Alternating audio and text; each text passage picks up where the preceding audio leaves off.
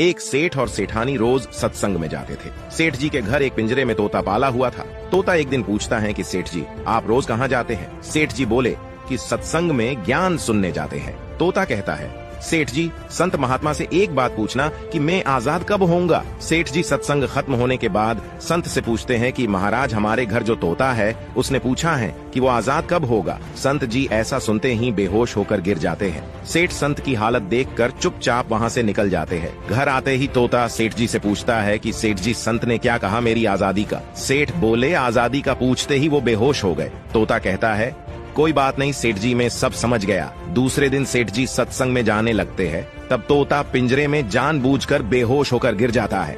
सेठ जी उसे मरा हुआ मानकर जैसे ही उसे पिंजरे से बाहर निकालते हैं तो वो उड़ जाता है। तब संत ने सेठ जी से कहा कि देखो, तुम इतने समय से सत्संग सुनकर भी आज तक सांसारिक मोह माया के पिंजरे में फंसे हुए हो, और उस तोते को देखो, बिना सत्संग में आए मेरा एक इशारा समझकर आजाद हो गया। आप ये कहानी से क्या समझें, कमेंट में बताना।